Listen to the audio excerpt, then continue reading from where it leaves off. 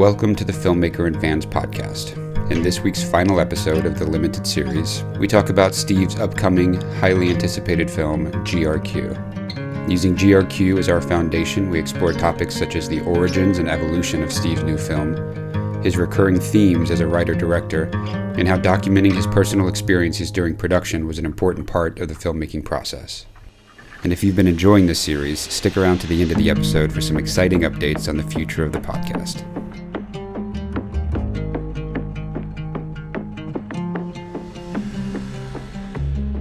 We'll just jump right into it. This is episode 6.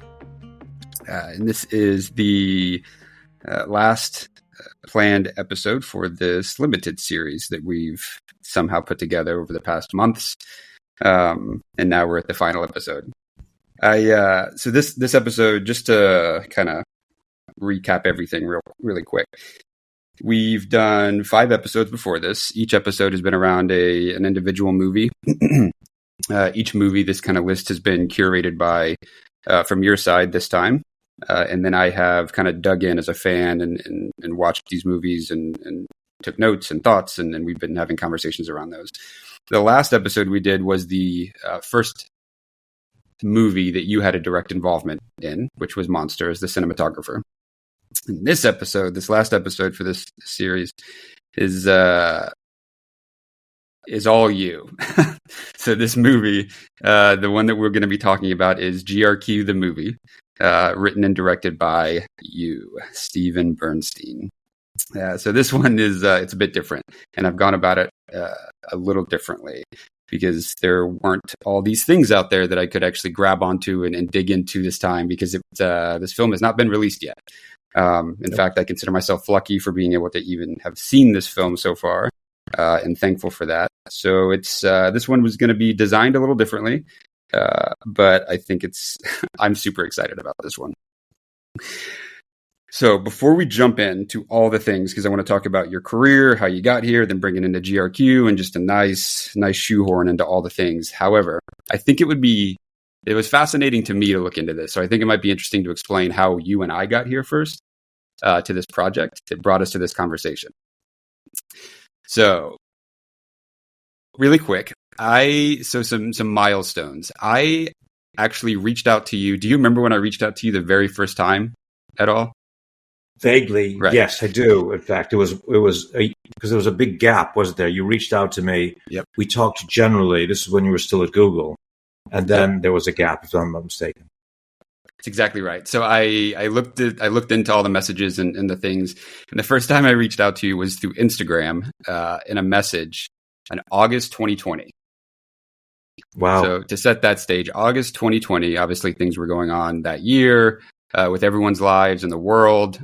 This was kind of towards maybe coming out of summer into the fall. I saw an Instagram video of you talking about film. And it actually, you know what? It was another conversation you were having. I don't know if it was for a podcast or an interview or what it was, but it was on Instagram. And it was a conversation you were having around film. And I had not come across you yet before this on Instagram specifically.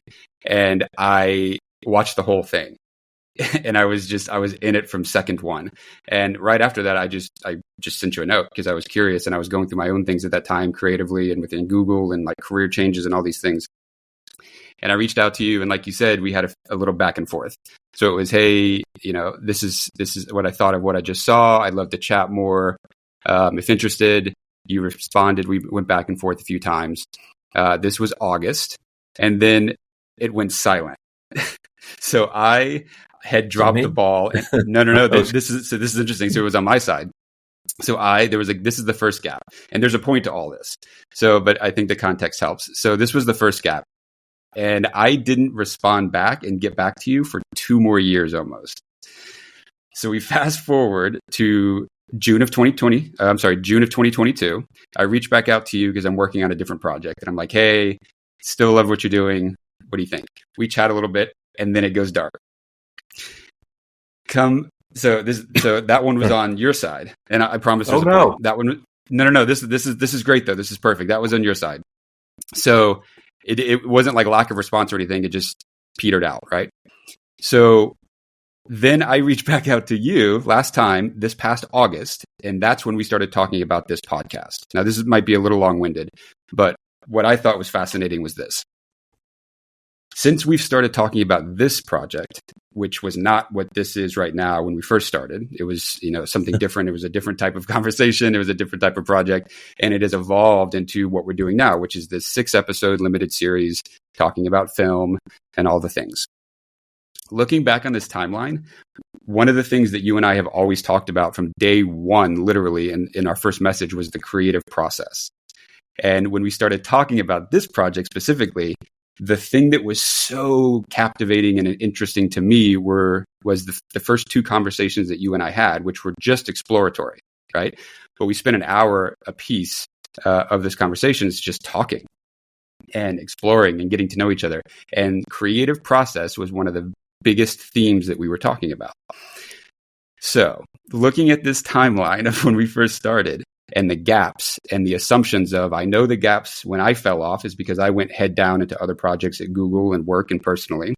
And I assume around this time, because when I reached back out, the reason I reached back out in June of 2022 is because I had just seen your day 1 video when you started your video journal for the production of GRQ. I can't make this stuff up. So we petered out from there because you obviously went head down into GRQ, which is the film that we were about to talk about. So I just thought it was an insanely beautiful, whatever it is, of the creative process that has led us to this conversation, hopefully about creative process, using your film as that foundation. And I thought that was pretty cool. It's beautifully articulated, and it does go to one very big part of creative process, which is uncertainty. We've talked a lot here about a theme central to my mediation of the world, which is chaos. And I would say an adjunct of that is this idea of uncertainty, that I don't know at any individual time what I'm going to be doing next. And I speak probably for most of the film world and the television world, because if you freelance, you don't know what your next job is. And if you're commissioned as a writer, people might commission you to write anything, but you've got to earn money, and you may be commissioned to something, to write something that you like or something that you don't like, but you need to do because you need to earn the money that this particular group of people that might be paying better than others is offering.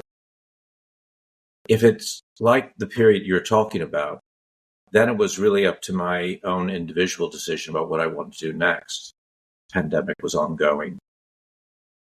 A few projects I was working with others on, but for the most part, I had some free time. And I write as an habituation. I write to impose order on the chaos that I believe is the world. But as anyone who knows me is around me, is probably the chaos of my life as well, based in part because I never know exactly what I want to do, what I am going to do, or what I should be doing. So I see it as kind of a virtue that I can pivot very quickly, but I also recognize it's kind of a neurosis, which is I can never fully invest in anything because I'm not sure that's the right thing that I should be investing in. So when I'm writing, I'm usually writing 4 or 5 different things simultaneously.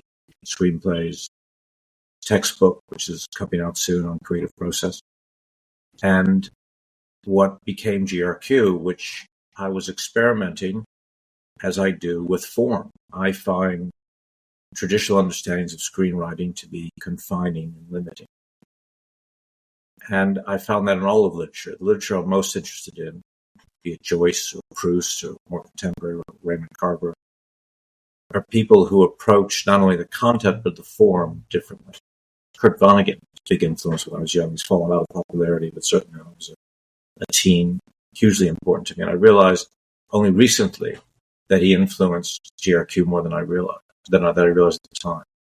So I wanted to write a novel, but I wanted to free it of paragraphs and sentences and traditional constructs.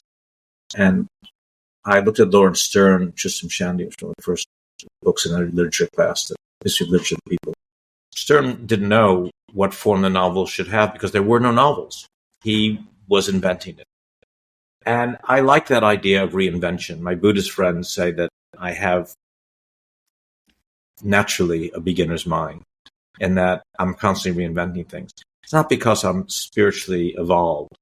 It's more to do with my lack of confidence in any existing form. At least for me, because of the way my particular intelligence works, is that when I have a form to fill in, tax return, anything, I panic. I'm not good at it because everything is very distinct and quantifiable. I feel better living in the gray area where I'm inventing the form as I go and nothing is quantifiable. So when I wrote GRQ, which was on an impulse, it started as kind of a novel that had a lot of narrative devices, but was still a pretty traditional novel. And then as I began to pare it back, it became more like poetry and more like haiku, more like Lawrence Stern, more like Vonnegut, and more like a collection of many things, illustrations, lists, and some narrative told from many different characters' points of view. And it became alive. It became a voice that I didn't know that I had and became one of the most effective platforms for the expression of my ideas I've ever had. In fact, I would say it's the most effective. And I gave it to Carolyn, my partner, and it was usually pretty brutal about my writing. And she said without equivocation, this is the best thing you've ever written. And I realized it was not because the ideas were fundamentally revolutionary significant. I think the ideas are very important. We'll come back to that later. But I found a form that no longer provided any obstacles to the free expression of any idea. For me, writing something in a form, using a computer, using a prescribed template, all those things slow me down and stop me from expressing ideas as fully as I might. The reason I love talking to you and I love talking is there's no obstacles to expression. I guess I'm still encoding the idea into words and I'm using my lips, but it's far easier than using a computer, far easier than using a computer and then final draft and having to put it in a form, doing the spell check. I spell terribly, always have, and doing all that stuff. It would just flow. To wit, I would have a microphone that I'd wear around my neck, and we were in Ojai at the time during the pandemic. That's where we were encamped. And I would go for a walk along the trails there and would speak the novella with no outline, no intention, no form, and no idea where I'd be going that individual day. And to quote Carolyn again, the best thing I ever wrote. And that's where this thing began. And I should say, with no intention ever of making it into a movie. I write to impose form and order on a chaotic world because that's my habituation. The only way that I can see the world is somehow structured without going mad. So I did it for that reason, because I was going slightly mad. And then we'll talk later about how, by a series of strange incidents, it became a motion picture. And again, the best film I've ever made, possibly ever worked on. I just want to, I have a note here to talk about GRQ origins, and the actual note that I have is, what was the first morsel of an idea and how did you transfer it from your head into the actual world? It's so good. In sync.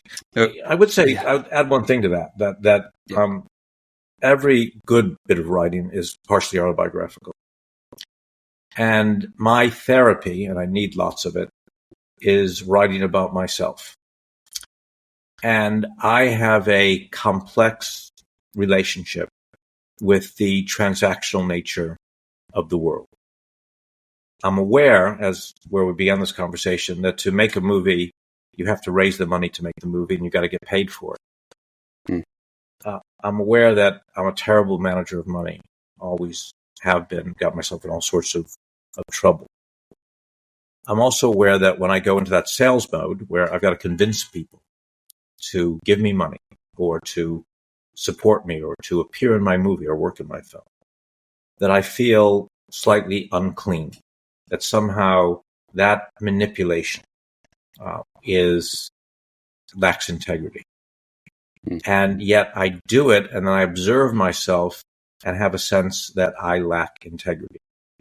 So I try to examine that in this novella and then subsequently in the film, how the necessity of selling compromises our individualism and our understanding of self and the evolution of ourself as our best potential selves. And that's what the film is about someone who's so desperate that they compromise everything to achieve what they feel is an altruistic end. And the question, of course, that it poses is, when you sacrifice everything, whatever you gain, was it worth it? And that's what the film looks at. So so the scene that we're going to, the piece that we're going to watch is actually the opening credits of this, because obviously this hasn't been released yet. But I think the opening credits, there's a lot of fun, and there's some really great things in here that you did with graphics and animation, which is also a tool for your storytelling. You could have done anything, any combination of things, but the way that you went about this opening credit sequence, I thought was fantastic, because it sets up the story, right? It gives you context, Right. It gives you kind of tips and hints and things like that. It's really cool. Everything is foreshadowed, and you don't even realize it until you're halfway through the film that everything that happens was seen partially in the credits, even seen on the television screens in his home office, seen in little references we make to cutaways. Everything repeats and repeats in the movie, but in different ways as the thing gradually builds and the stakes and everything else become higher and higher. I would point out that though the titles are animated in the style of a guy named Bass, who's a very famous title designer in the 1950s, Saul Bass, who designed the titles for Alfred Hitchcock, among others. And they became iconic of films of that period. That was no accident, because I'm very aware that as I'm making a film, I'm making a film. So I'm speaking to the audience about the nature of filmmaking, about the nature of myth making, and how I'm a core part of that continuum, part of a continuum that begins prior to Hitchcock, but goes through Hitchcock, through the 50s, and through studio films, and the myth making in the 1950s about the nature of our interaction with the world is very different from what it is now. But that's why I wanted to make that reference. And Sean, who's just a brilliant designer, designed these titles with me based on some notes that I gave him about why I like Saul Bass. And I thought he did a brilliant job. They are a lot of fun. But yes, you can see the entire movie in this animated section, although the film is certainly not animated. It's live action, but the titles are. Okay. All right. Let's give it a watch. Before we dive into the actual movie, and we don't have to spend much time here because this is kind of the traditional piece, but I'd love to just give kind of the career glimpse real quick before Sure. the leading up to how we got here. So not much, and you can come in whenever you want or need it, or we can just kind of move through this real quick. But you've had just a fantastic career, and we've pointed to this all over the place with different episodes, but decades as a cinematographer on just massive titles. Monster we've already talked about, obviously, but also everything from White Chicks to Magic City to one of my favorite. I mean, we'll get into your other two films in a minute, but Decoding Annie Parker as a writer-director, which was your first and your debut, Last Call or Dominion. Can we clarify that real quick? Because I watched it as Last Call. Where's the Dominion piece from? It was originally called Dominion. It was written as a screenplay as Dominion. It was shot as Dominion, and then the distributor changed the name to Last Call. As it lives a longer life, it may go back to Dominion. So we should probably use the names interchangeably. I like Dominion. Cool. Okay, I will call it Dominion then. So Dominion, which and those two I want to get into also, but just the point being, a fantastically full career, at least from my side looking in this industry. So and we've talked a lot about the cinematography side of your career in these episodes prior. And what I'd love to do is real quick talk about, or at least mention, the two films leading up to this one that we're about to. So GRQ is your recent film and your recent project that we're about to dive into, which we've mentioned already. But before this, your first two projects and your first two films as a filmmaker, as a writer-director, were Decoding Annie Parker which was your debut, and then Dominion. Two wildly different films in such fantastic ways.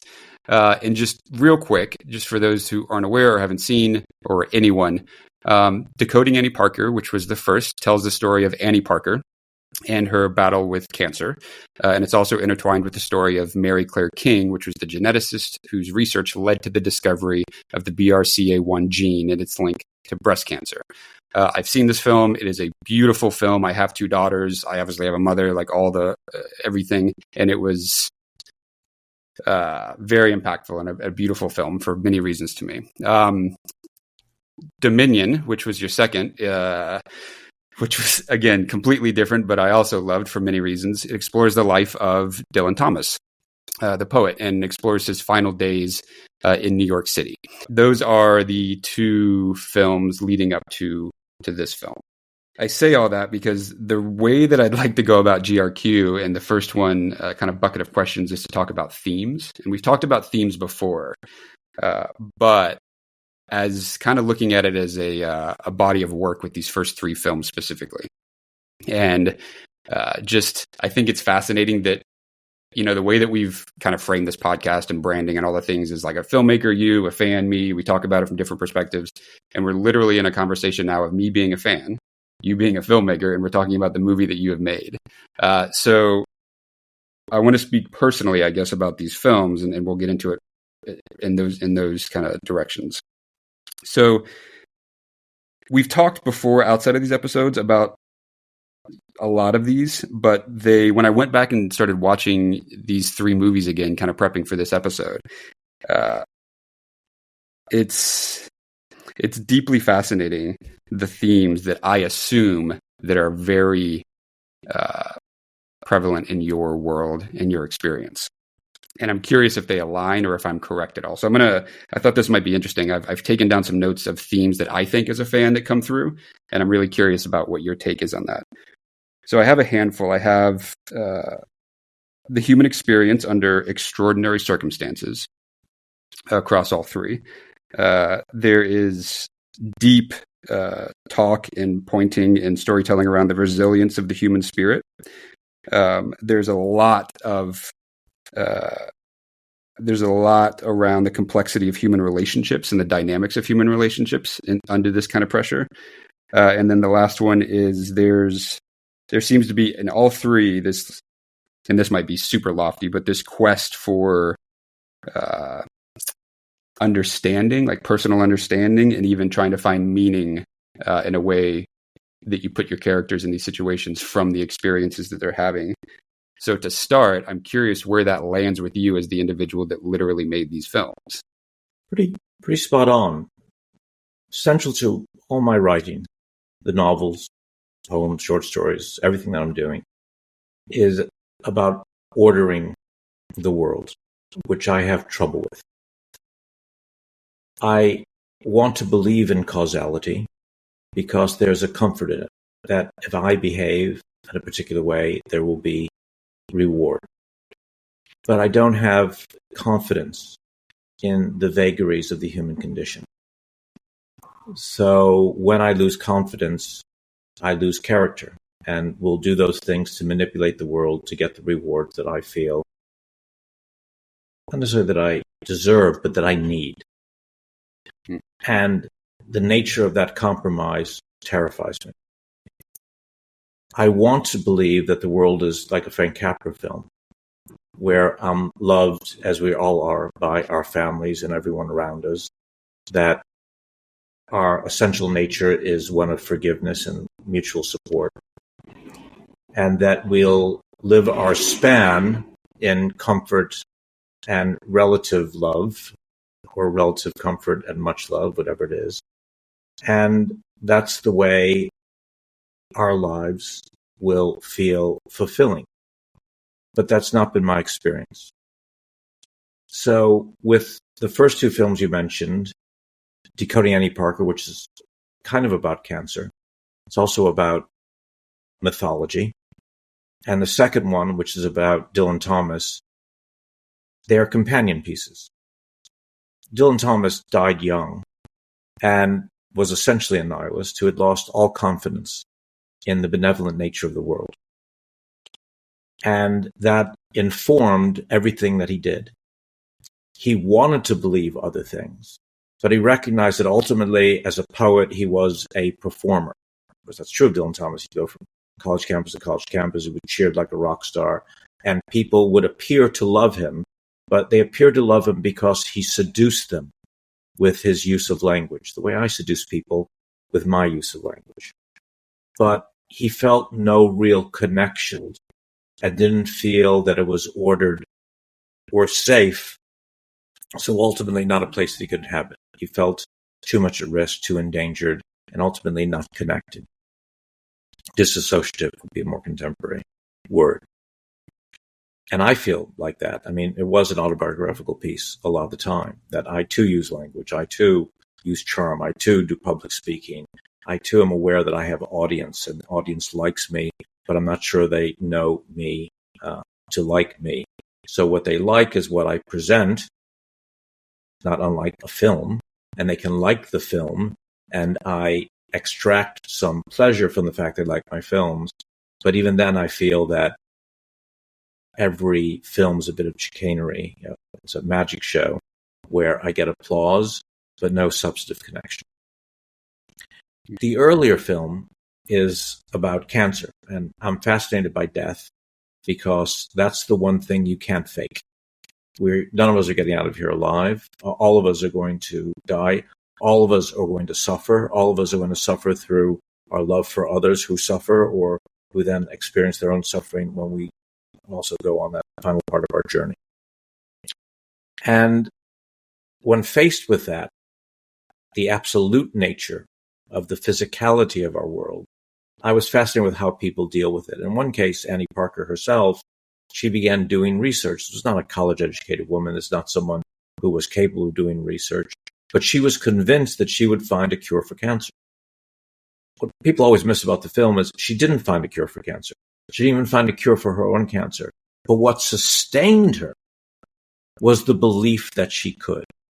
And what sustains me as I continue to make films is I think each film is going to be the one that doesn't necessarily change the world, but changes me. Changes me in lots of different ways. Suddenly I have a sentient understanding of how all things work, and I find some peace which I can't find. I'm very often depressed and sad, self-destructive, and I just keep writing. I just keep making films thinking this is the one that's going to alter. I also feel an empathic connection with my audience, because I presume anyone watching my film, at least in some degree, is like me, as we're all like each other. We're all suffering. We're all slightly frightened. We're all uncertain as to the nature of the world. So I like to think that as I create the films, I'm providing some service, and that makes me feel better about my service. It's not just transactional.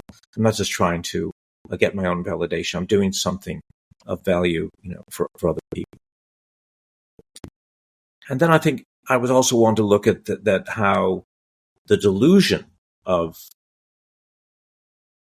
us believing that we can manipulate and control the world is essential to survival. And all three films are about delusion. With Dominion, Last Call, it was about the absence of delusion, how ultimately without delusion we collapse. We need the world to be delusional to make it tolerable. With Annie Parker, it was a woman who believed that she could find a cure for cancer, delusion, but she survived. She lived. She actually survived 3 bouts of cancer because, I would say, of that delusion. And in GRQ, it's the same thing where someone's doing lots of things, incredibly funny, dangerous, crazy things, in the delusion that these things are not him, that he's just having to do these things, but they don't define them. And once he sees his way through the crisis, all will be right with the world. But we are ultimately what we do. Every time I enter into a transactional relationship and I delude others or seduce others or mislead others, I become that person, as much as I think I'm doing it for some altruistic reason, which then becomes the meta about how the film gets made. Because when you're making the film, you're going out and raising money, and people are going to say to you, is this film going to make money? And you go, no, films don't really make money all the time. And that becomes a very dangerous thing to say, because that's the ultimate seduction. People then say, wow, you're so honest. I'll invest in your movie. And then you want to say, no, I really mean it's really hard. And on it goes.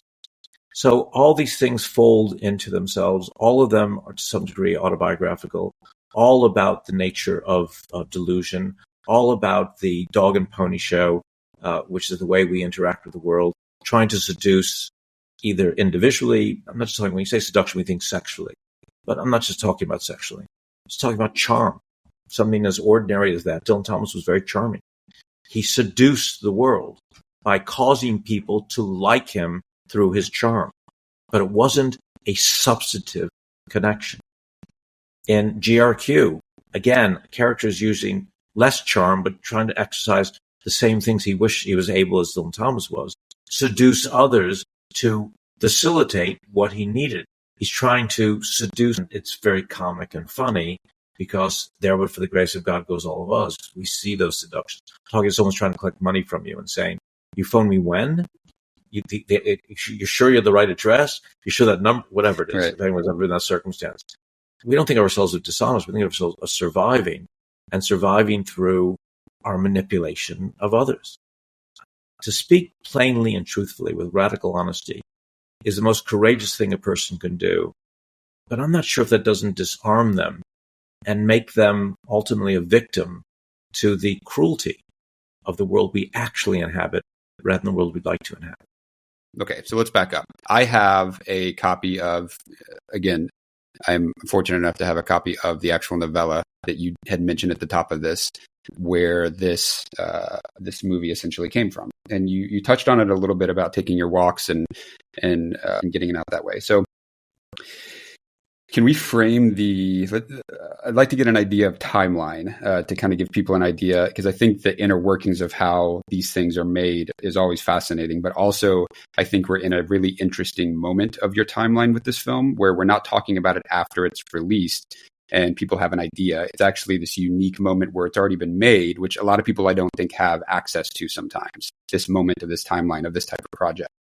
So to kind of frame it, you have completely made this film. It is done.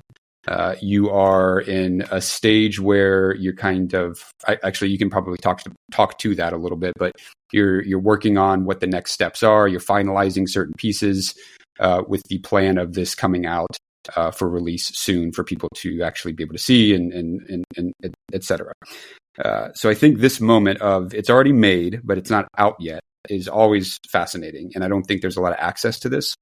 So I want to focus on that, but can you give a snapshot or an idea of just the process up to this point so far? So from those early walks to now for this project.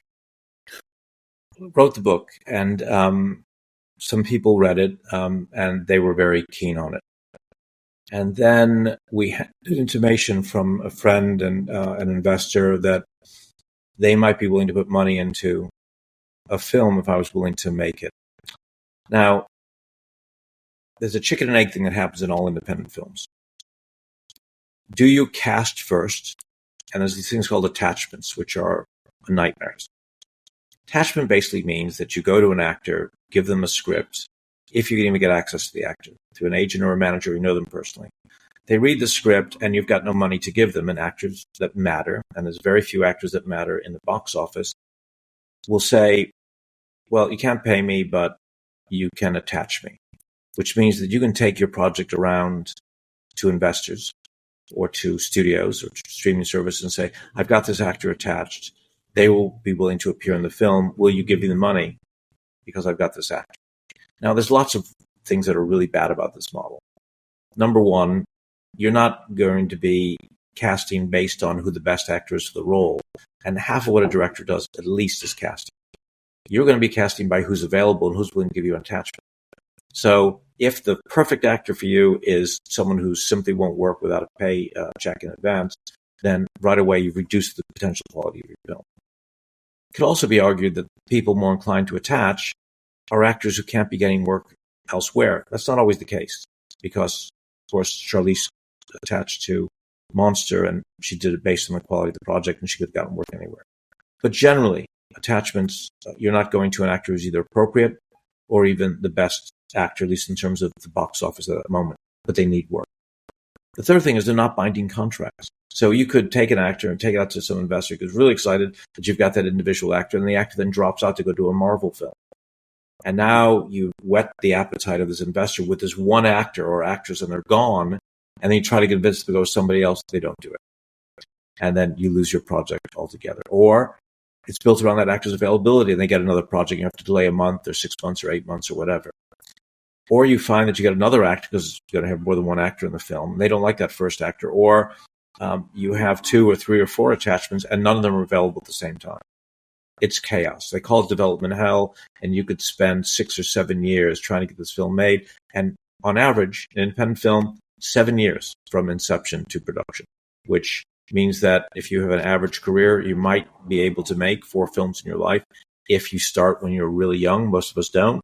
So maybe that's 2 movies, and if one of them doesn't do very well at the box office, you might only make 1, if any, movie. I like to use another model where you raise the money first. It's more difficult. But then it's based on the quality of the material. And people say, it's very strange, the world we live in. If you write a novel, you can sell a novel based on quality. Write a symphony. Symphony might be picked up based on its quality. Do a painting, that might be of quality. You don't have to say, when I do this painting, there's got to be a famous person in the painting. People just look at the quality. So I like to use the other arts as paradigms. I like to raise money based on the quality of what I wrote. So I put the book out there. I approached people.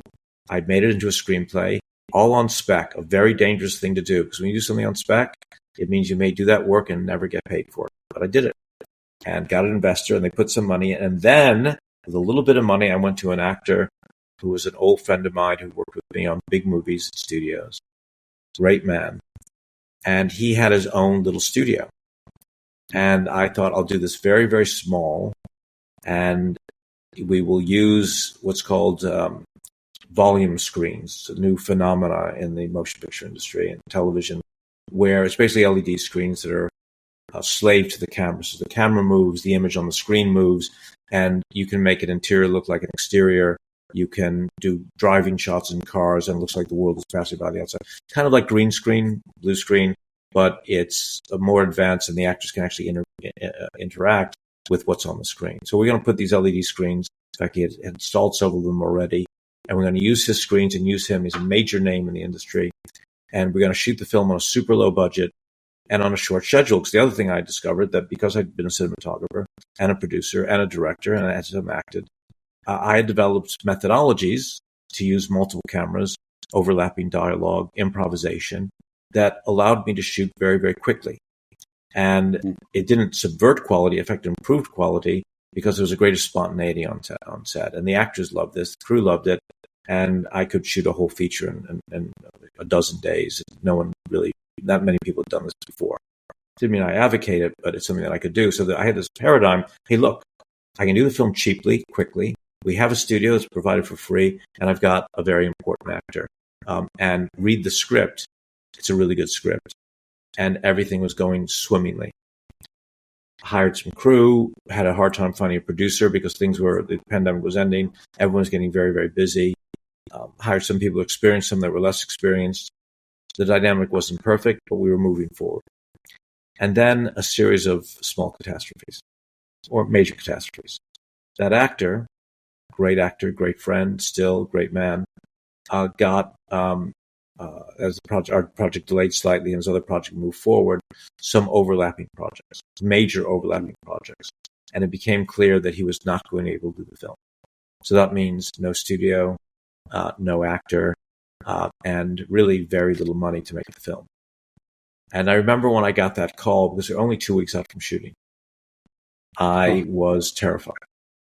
And we'd already started casting other people and committing to them with our very, very small budget. So I did what I often do.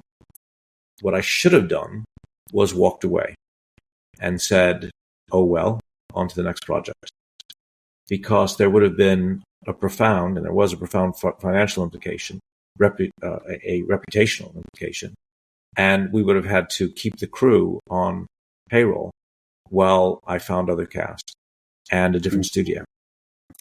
But I didn't want to let the project go. And I made the decision that we were still going to shoot.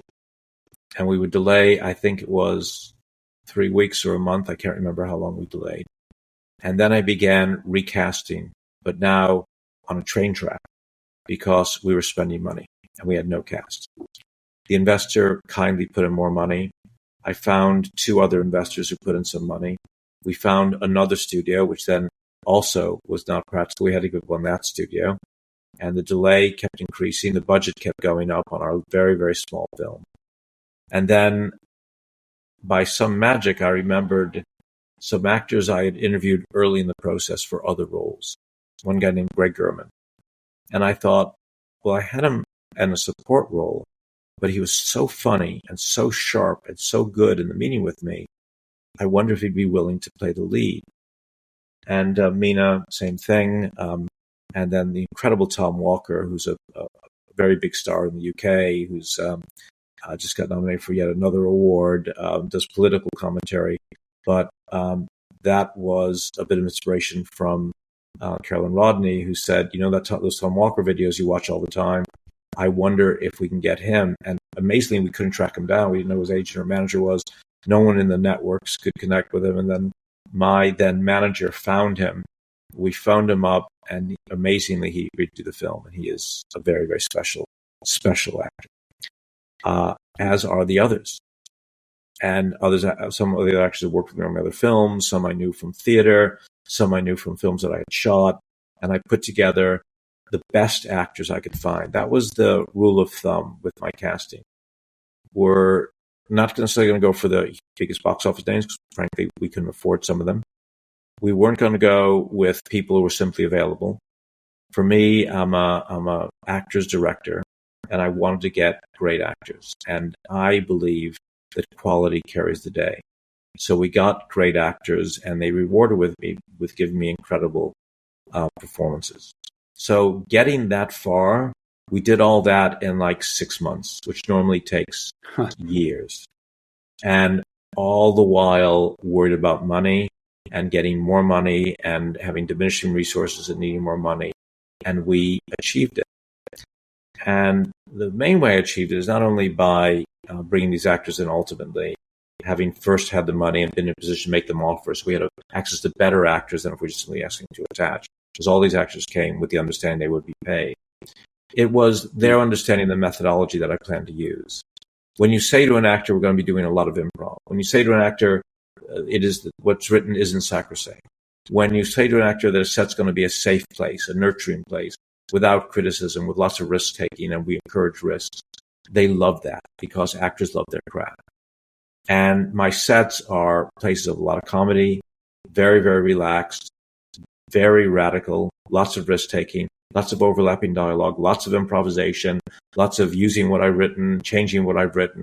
Some days actors would come and say, I had an idea last night. What do you think of this? And I'd be in my office with the actor while the lighting was finishing.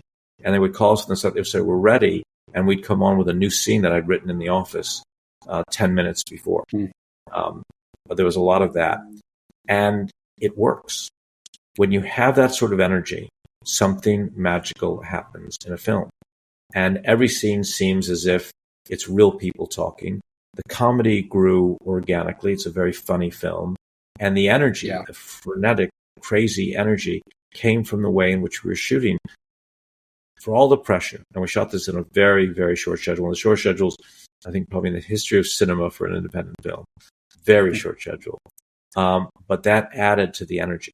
We had 3, 4, 5 cameras up, actors overlapping, some improvisation. We'd be doing, sometimes 10, 15 pages a day, when normally on a big feature, you'd be doing 2, 3 pages a day. It was an incredible and breathtaking experience. So we carry a little bit further. We had 2 editors in the project. My old friend Chris Gill, who edited Dakota Annie Parker, and Chris Gill, of course, you'll know from Danny Boyle films like 28 Weeks Later, one of the best editors in the world. Loves me for some reasons that neither he nor I can fathom. And I brought him in on this project and was feeding material. But Chris is in the UK, and we had an enormous amount of material, and he had other films to do. And we found this young editor here, Justin Yates, very radical, very brilliant young guy. And he was going to be editing part of the material here when we needed it more quickly. And Chris would be editing in the UK. And we did this as a team. And we extended the edits, and then we completely restructured the movie between them, experimented again with no sense that we were wedded to any individual structure, and reinvented the film for a third time. Once from the novella to the script to the set, improvisation in the script on set with the actors, and then kind of this editing improvisation that we did in the post-production. And that was before we introduced the crazy graphics and animations and the leprechauns and all the other things that appeared in an extended and mad post-production period. In looking back, we were sometimes desperate, and so we would adapt and change based on that desperation. But I can't think of another way to do a film now, because I want an extended post-production period. I want to be completely able to restructure the film in the post. I will always use improvisation and overlaps. I'll always get input from actors. And I'll always start with a novel that's written in free verse before I write a screenplay. I discovered a better way, for me anyway, to make films, a more expressive way, and a way that gets closer to the integrity of the vision that I had originally. I also created characters that are so complex that we recognize them from life because it's working on so many different levels. And you can create those characters in a novel more easily than you can in a screenplay. So that's a very, very, very long answer. I'm trying to cover a great deal of ground about the creative process of how this thing reaches its inception. But it's the best thing that I've done, the best experience I've had on a film. I examine it and think about it and say, why did this come out so magically? And that's what I come up with. Okay, so you just talked about characters. So let's, if you're good with it, let's stay there for a second. So you mentioned Greg and Mina already. Without talking about the movie too much, these characters, we meet these characters after a very traumatic time in their life, but also we meet Greg's character right in the middle of kind of a train wreck of him falling apart, based on, a foundation of this collective trauma that him and his family have gone through. Oh, go ahead. Well, what a fantastic train wreck it is. Rarely are train wrecks fun to watch, but this is a train wreck that's just so much fun to watch. And that's what, so many things stood out, but that's one of the things that grabs you, or grabbed me so quickly, is so you're dropped right in there as all this is going on and swirling around, and it only increases from there. So you're in it when things are on fire, and then it just takes off from there. But the reason I wanted to mention that is because you mentioned comedy and humor already, and there are just hilarious parts of this movie, and a lot of it comes from the delivery of these actors. You've mentioned Tom Walker already, Greg German already. The deliveries for some of these interactions and these lines, again, I don't know what we can talk about, so we can cut whatever you want to, but things that pop up to me are like when Greg is talking to the bankers specifically, and those interactions of back and forths, and his just all the things that's coming through him as a character, with being awkward, but also, dishonest, but also like you see the child in him that doesn't want to be in trouble. Like all these things are coming out, and the bankers' reactions that are just like these bystanders that are just having a job to do, and the back and forth that they have is fantastic and hilarious. But also, God, Tom, and I know I'm all over the place, but Tom Walker's character, which we'll get into narration, and there's a bucket of narrating that I want to talk about too, because your three films, it's a big piece, and we've talked about devices and such before. But Tom Walker's character, who is essentially the one telling this story, and we get insight into his personal story, but also he's not the protagonist and not the main character, but we get to know him in a way that he is. It's fascinating how quickly we get to know him through the devices and the storytelling ways that you do, or that you implement. Those interactions and the way that it's, again, house on fire type situation for the entire film, but as an audience member, I was laughing along the way and like sympathizing, and I'm connecting in multiple ways with multiple emotions, and it's heartbreaking and it's humorous and it's all the things, right? Taking into consideration all the things you've already talked about, where this came from, the early walks to the novella, to the film, to on production. Now I want to talk about production for a second, because going back to where I mentioned that I sent you a note, which was literally day one of a video journal that you were starting for production, that I've watched every video of. It's just fascinating how these things come together. You documented your production for this. And I thought that in an insight into a production, one, is just great, and I think it should be done more. But now seeing those and rewatching those and your personal experiences, putting these things on screen, can we talk a little bit about like the on the day experience for you of crafting this thing that is now about to go out into the world? Yeah, I think the recording of the experience was very important. It was actually part of the experience. So much of the film was about meta, and about we're observing something even as we're experiencing it, and we're talking about, because you didn't mention, but one of the key characters in the movie is a character named Steven Bernstein, who's a film director, who's Right. making a film called GRQ, which is about cryptocurrency. And of course, my name is Steven Bernstein, I'm a film director, and I made a film called GRQ about cryptocurrency. So I appear in the movie, and the character references that, and the director even goes on to say, yeah, it's about a guy who gets into all sorts of trouble dealing in cryptocurrency. And that's, of course, in part what our film's about. And then, of course, at the beginning of the film, Tom Walker's being directed by a disembodied voice, but Slate says it's Steve Bernstein. And it's me directing Tom Walker, although played by someone else later. And it's going to a lot of the themes that subsequently appear in the film. So there's so much of that goes on. To the point, at one point, we were even thinking about bringing out our own crypto coin, because there's a reference in the movie about a crypto coin called GRQ. And we thought, well, then we should make a crypto coin called GRQ. And we nearly did, but then it became very, very complicated. But there's a lot of that going on. So quite naturally, it was logical for me to be making a film about me, making a film about one character at least called Steve Bernstein, who was making a film about someone making a film, and on it would go.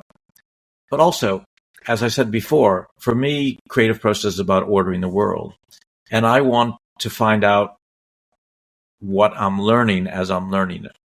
And I find that if I'm forced to articulate it, it becomes clear in my own mind. So when I talked, as I did quite openly, about some of the crises along the way on camera, I did that in part for me and in part for the audience. I also feel that it's the greatest act of largesse I can do for viewers to say, if you're going to make a movie, this is going to happen to you as well. I'm not the only person who makes mistakes, who's stressful, who's stressed, who's terrified, full of fear, certain of failure. All those things were happening to me. And I wanted to express them because it was part of the experience.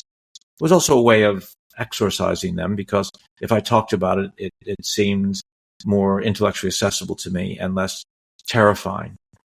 And also, I would incorporate it later in the day as I started thinking about how I was going to work with an actor and I wanted to get a performance.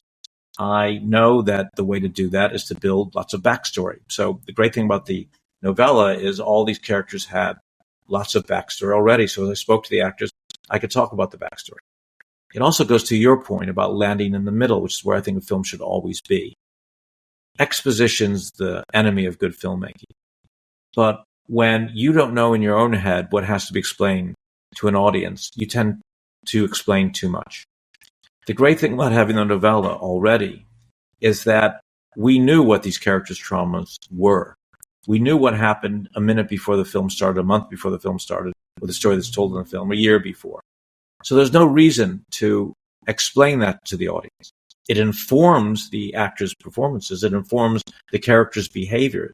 But just like when you're meeting a new person, which is what happens when you go to see a film, you see characters, you haven't met them before. There can be oblique references to things that happened before that give you some insight into why they're behaving in some eccentric fashion. But you never get the full explanation till you know a person much later. So there's a lot of oblique references to the past in this movie. And we have a sense that, yes, there was a big trauma in their lives, but smaller traumas. When he's lying to his wife, she references the fact that he's lied before, but doesn't say specifically what that lie was. There's a sense always of the history preceding the information that you're going to be giving to the audience. And that's the way it should be. So the audience feels that they are voyeurs, that they're experiencing something that real people are living, and therefore everything becomes heightened. The drama becomes heightened, but I would also conjecture the comedy becomes heightened. And of course, the structure, as it goes inevitably towards its end, which we won't discuss here, is also becomes much more emotive for an audience because they can kind of anticipate, I think they can, where the thing's going to be going. And what's great about these characters and the complexities is for all their failures, for all their kind of awfulnesses, because we recognize ourselves in them, we care about them.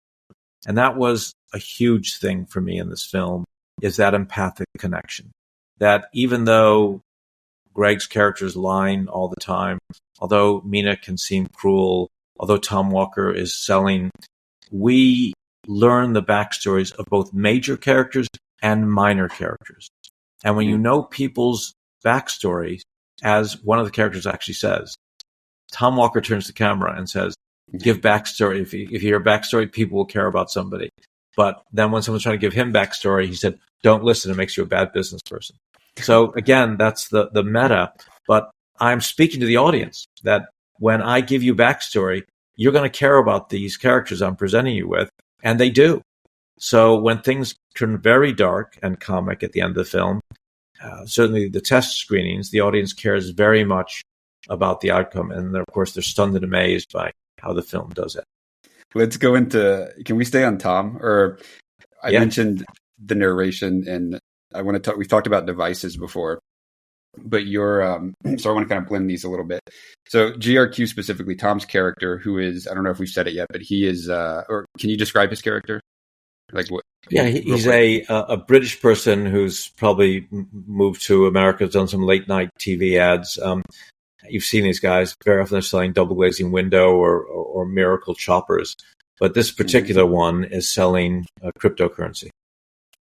Yes. So, and he's again the kind of guide through this story for us. This through narration, but also speaking of devices. Through speaking directly to the audience. So you break the fourth wall a ton here, which is fascinating because we've talked about this so many times already in this series with other episodes. And you use these and it makes sense to me because I've read the novella, and the novella is structured in such a fascinating way that I love organization when it comes to everything in life, but also books. And I love interesting ways to organize things. And this novella, the structure is obviously a very unique way, but I see it from like a very engaging way to read through it.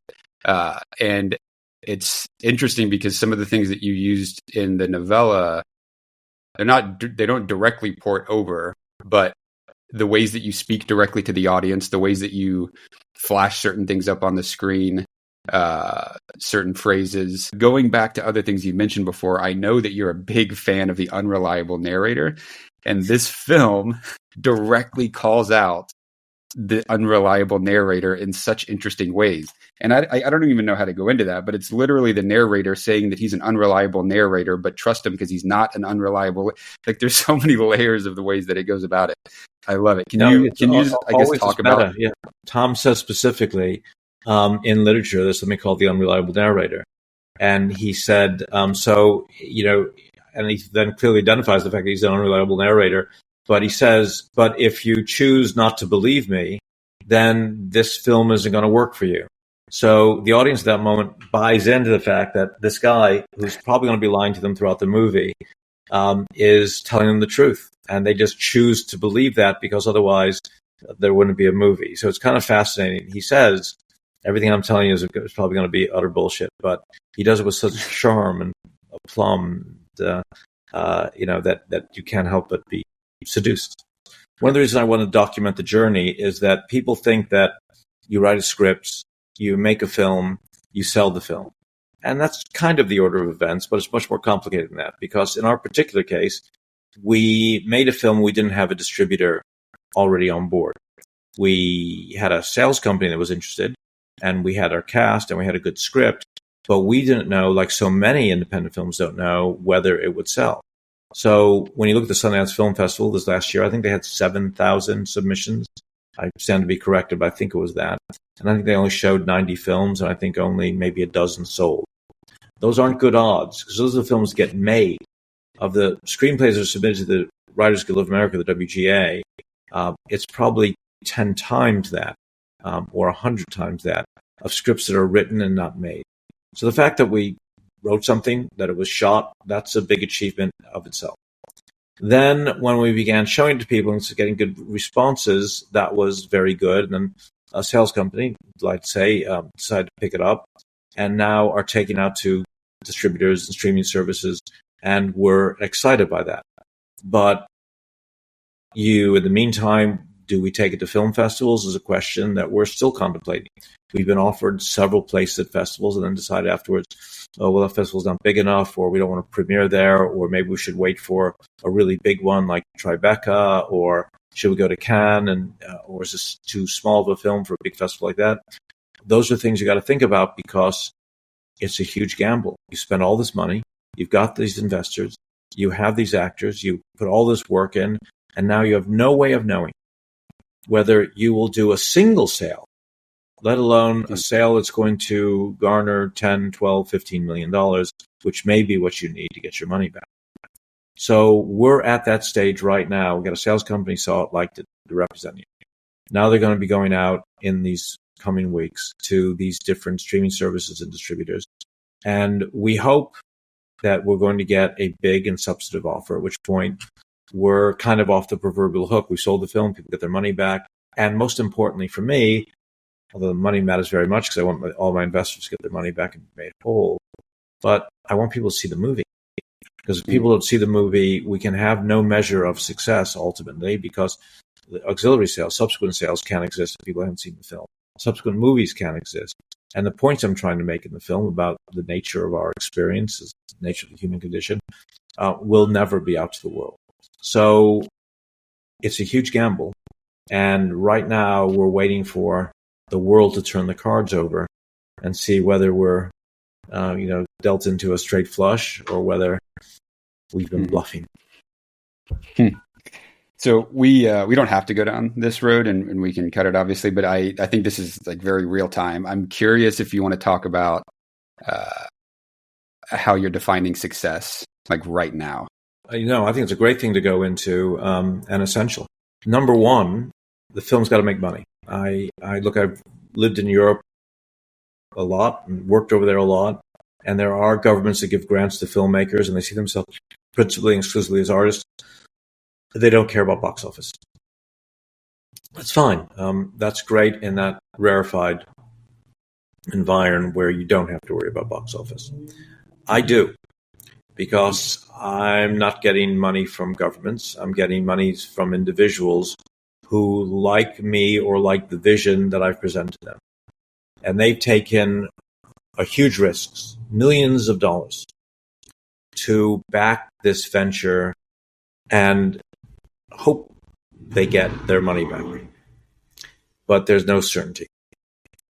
That's scary for them and scary for me, because although they may be wealthier than I am, losing millions of dollars is not something that anybody enjoys, and not something that anyone ever forgets.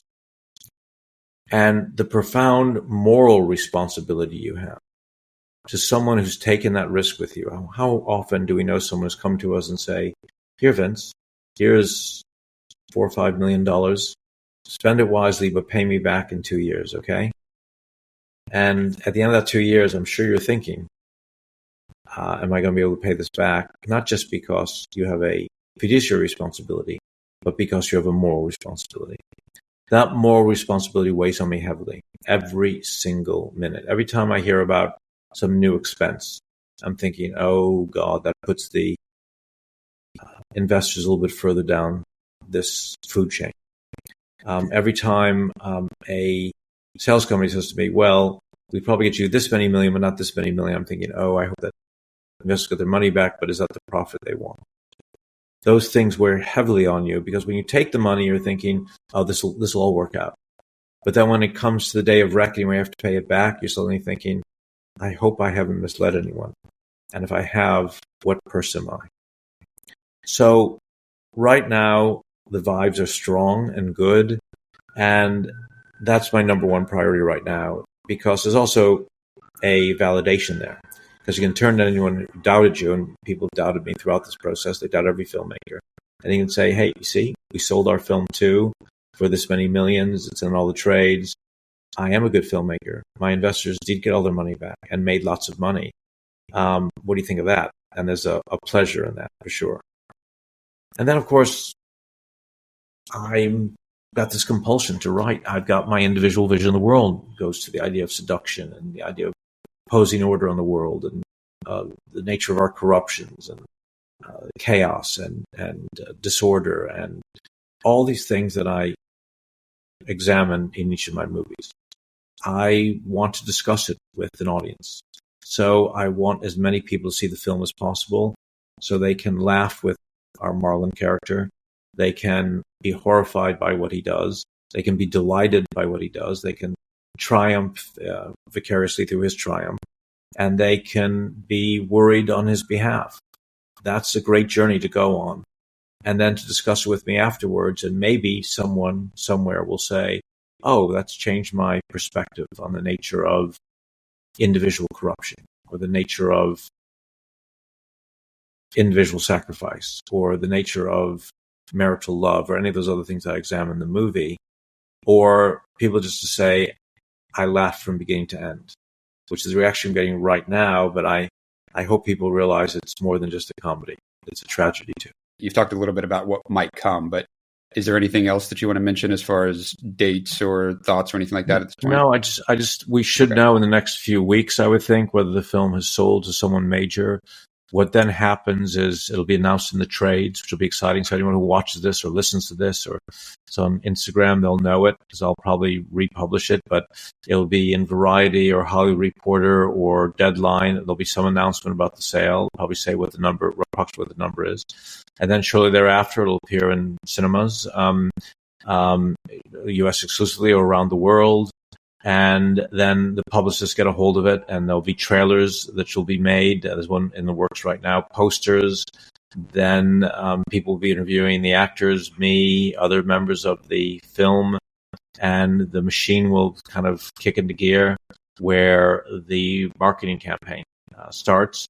And then however long the distributor decides before the film's released. And then at the end of the year come the award ceremonies, and you hope to get nominated for those, and the film has a life. And that's where you end, having begun with writing a novella in the back garden in Ojai, watching the raccoons drink from the fountain, while you wondered when the pandemic would end.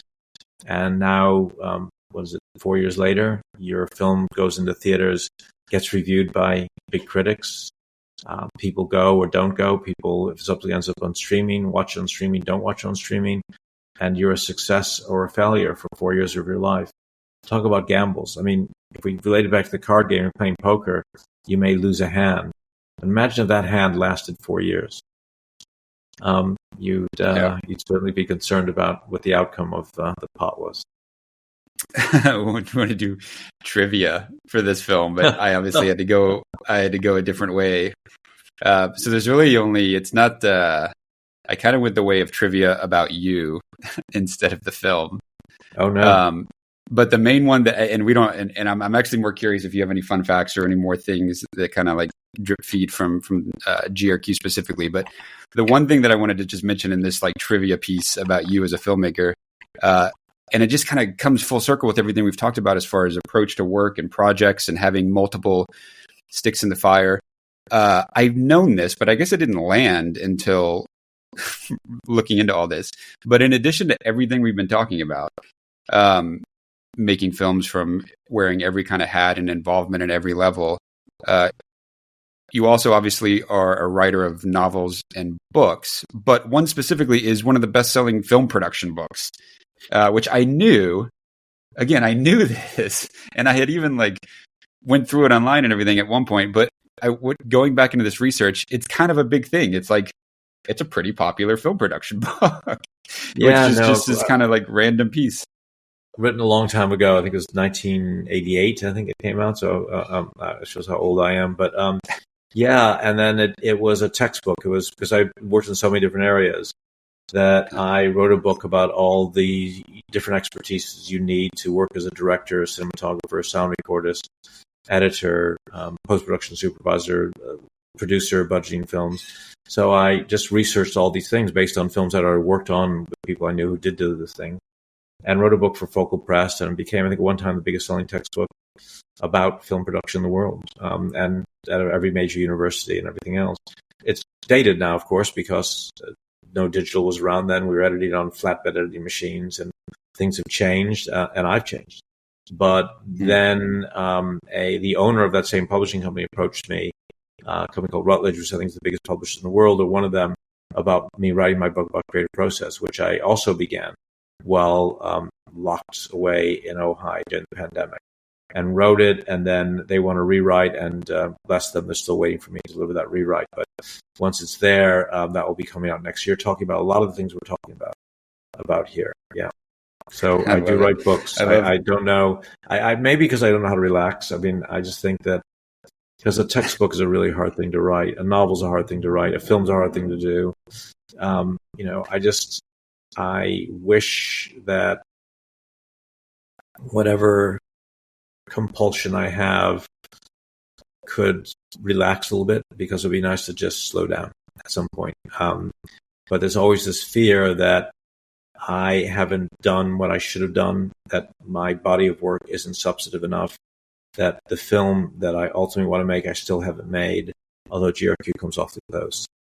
I'm restless, I guess, and desperate to have a sense of achievement. So, and as I never get any sense of achievement for anything I do, I just keep doing more things.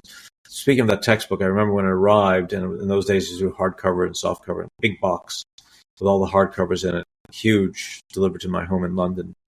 And I opened it and looked inside, and I took the book out, and I opened the other box, there's the soft covers in which my cover on the back.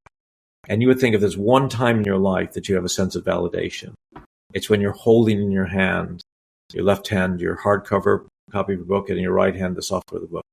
And for about 10 minutes, I felt really good, and then just felt kind of empty. There's nobody else there. I wonder how many people are going to read it.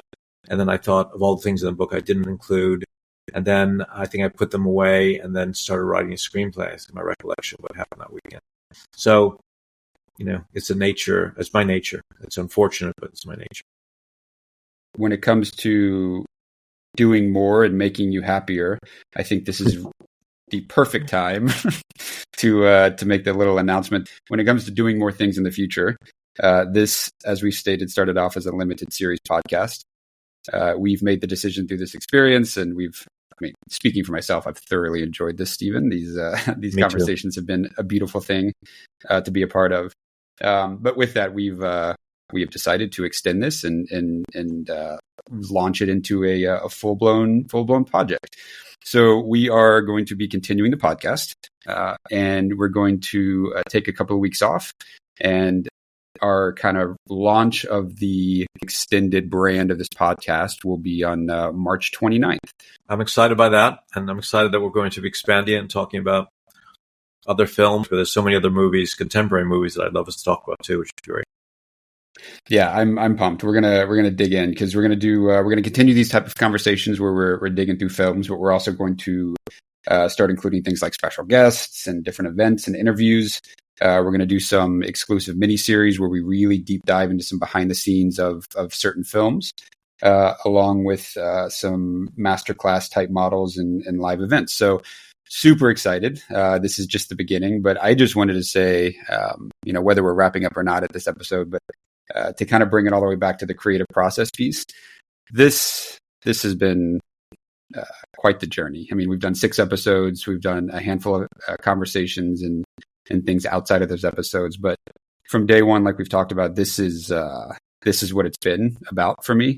It's, the output is one thing, but like actually engaging in these things with someone like you and the topics that we've been talking about, creatively or otherwise, it's a deeply fulfilling experience for me. And that's what's been driving this for me. So thank you for agreeing to do this at the beginning and being a part of this. And I have thoroughly enjoyed getting to know you and your work, but also just exploring these life tidbits with you in the past couple of months, and vice versa. Because when I've endeavored to do things by myself, it just doesn't work because I don't ultimately know what direction to go. It has no order. It has no structure. It's great to have someone very smart and so very interested and with your related media experiences to kind of guide me, and then also to have your own insights on these things. I think it makes it much more accessible, and ultimately it makes it clear in my own mind about what our intention is. So it's been fun. I really enjoy speaking with you. So I'm looking forward to continuing this for a long time, doing lots of episodes. So I guess that's it until March 29th.